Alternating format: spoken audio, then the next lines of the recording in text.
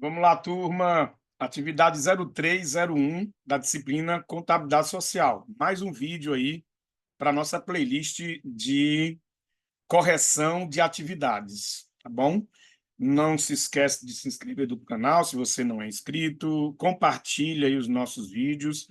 O pessoal que gosta de contabilidade, quer aprender mais sobre contabilidade, esse é um material que pertence ao curso de Ciências Contábeis, né? E da disciplina Contabilidade Social. Bom, então vamos lá para a nossa terceira atividade da unidade 1. Primeira questão: cite e exemplifique as variáveis passíveis de serem mensuradas em macroeconomia. Então, as variáveis passíveis de serem mensuradas são duas: estoque e fluxo. Tá? O estoque, um bem, né? Um exemplo de uma variável estoque é um bem. E um exemplo de uma variável fluxo é a aquisição, que entra valor, e depreciação, que sai valor. Fluxo é isso, né? É entrada e saída. Tá? Segundo, explique o aumento do estoque de ativos físicos. Capital. Bom, o aumento do estoque de capital, que ocorre por meio de um gasto de investimento, é resultado da aquisição de novos bens, descontado o gasto do equipamento existente. Tá? Isso a gente explicou já em sala de aula. Né? Terceira questão: calcule a variação de estoque de investimentos com um inicial de 100 mil e final de 150 mil e uma reposição de 20 mil, utilizando as fórmulas apresentadas em sala de aula. Né?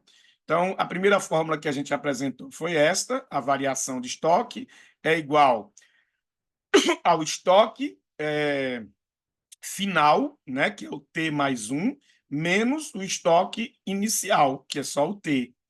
E isso aqui é igual a I 1T, né? Que no caso da fórmula, esse I 1T é o fluxo de investimento líquido no período, tá? Então, aqui é o fluxo de investimento líquido no período. Daí, então, você vai pegar e substituir, né? Variação de estoque é igual. Quem é o estoque final? Que é o T mais 1. Está aqui, ó, final 150. Então, substitui por 150. Menos quem é o KT, que é o estoque inicial. Inicial, 100 mil reais. Então, 150 mil menos 100 mil é igual a 50. Então, 50 é o quê? 50 é o fluxo de investimento líquido do período, é 50 mil. E por que ele é o investimento líquido do período? Porque o investimento líquido do período, nessa outra fórmula aqui, ele é igual ao investimento, ao fluxo, né, de investimento bruto, né, e de reposição. Tá? Esse I com o BT aqui. Tá? Então, o que nós temos aqui? Nós temos um fluxo de investimento bruto e de reposição num determinado período. Então, eu tenho quem é esse meu fluxo de investimento bruto com a reposição? Se eu tenho aqui um dado de 20 mil reais de reposição e eu já descobri que o meu fluxo líquido é 50, então o meu IBT será 70. Confere? E aí, menos o IRT. O que é o IRT que a gente apresentou em sala de aula? A reposição, né? O IBT é o fluxo de investimento bruto e o IRT é o fluxo de reposição, tá? Esse é o fluxo de reposição. Então, se o fluxo de reposição é 20 mil, o bruto será 70, não é? Por que 70? Porque se o líquido é 50, não é? Mais a reposição, 20 mil. Então, 70 mil seria o bruto, correto? Então, aí está explicado aí a variação de estoque de investimento. Quarta questão: identifique na lista a seguir quais variáveis são de fluxo e quais são de estoque. E aqui no quadro nós temos várias variáveis, não é? E aí é só colocar na letra A as variáveis de fluxo e na letra B as variáveis de estoque. Variáveis de fluxo: moeda, renda, investimento, produção, PIB do ano, consumo, quantidade e capital, aliás, quantidade de capital na economia. Já as variáveis de estoque são os ativos financeiros, o PIB atual, o PIB per capita, a depreciação, a riqueza, o número de desempregados, a dívida pública e o déficit público. Tá? E aí a gente entende, né, como explicado em sala de aula, que o fluxo ele é medido ao longo do tempo e o estoque num instante de tempo, né? Então você vai fazer a distinção por esse entendimento. Quinta questão, explique o estoque de ativos financeiros em relação aos fluxos de receita e despesa. Então, geralmente, o estoque de ativos financeiros é mantido para equilibrar fluxos de receita e despesa. Então, se gastos excedem receitas, o estoque de ativos financeiros, né, ou reais, deve ser reduzido para cobrir a diferença, ou o setor deve aumentar seu endividamento. A gente também explicou isso em sala de aula. Sexta questão, cite as duas diferenças dos ativos financeiros em relação aos ativos reais, que são os ativos físicos. Bom, a primeira diferença é que são demandados não pelo seu valor de uso, tá? Os ativos financeiros, mas pelos ganhos financeiros que podem oferecer. Outra diferença dos ativos financeiros em relação aos reais é que os ativos financeiros podem mais facilmente ser convertidos em outro tipo de ativo financeiro, que ofereça, né?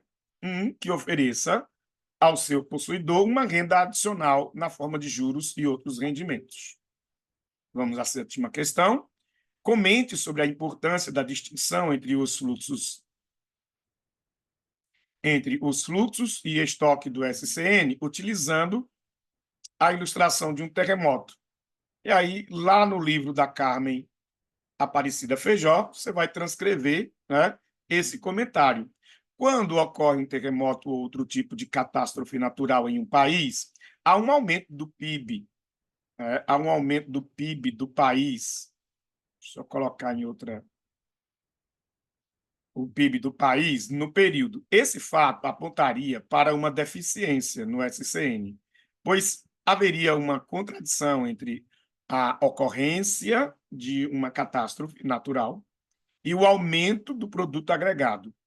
O que deve ser observado é que existe no registro das contas nacionais variáveis de fluxo e de estoque. Dessa forma, é verdadeiro que o efeito sobre o PIB de um terremoto, por exemplo, será o de aumentar o produto gerado pelo aumento das obras de reconstrução, os serviços gerados pelo apoio e reconstrução, pelo pagamento de seguros, etc. Esses registros correspondem a um fluxo de produção de bens e serviços que, de forma atípica, foram gerados para a reparação das consequências do terremoto. No entanto, deve ser observado que o efeito do terremoto diminui o patrimônio do país no período, ou seja, diminui o seu estoque de riqueza quando comparado com o período anterior. Esse efeito econômico perverso também é registrado no SCN, né, nas contas de patrimônio, tá? No SCN, das contas de patrimônio. Beleza? Oitava questão. Cite os principais componentes do sistema de contas nacionais. Matriz de insumo-produto, matriz de fluxos de fundos, quadros de população, matriz de contabilidade social. Nona, relacione as três funções principais desempenhadas pelo SCN. A. Coordena a produção das estatísticas econômicas. B. Oferece precisão e confiabilidade aos indicadores-chave de desempenho da economia. E C. Ajuda a entender as relações entre os setores da economia, o que é fundamental para o entendimento sobre o seu funcionamento. E 10ª e última questão, liste as divulgações do SCN produzidas pelo IBGE. Então, o IBGE produz as contas econômicas integradas, que são as 6, que a gente vai estudar na segunda unidade, as tabelas de recursos e usos, que são as TRUs, que a gente vai também estudar, tabelas sinóticas, PIB trimestral, contas regionais, PIB municipal. Ok? Chegamos ao final da correção da atividade 0301 da disciplina Contabilidade Social. Até mais ver. Fui.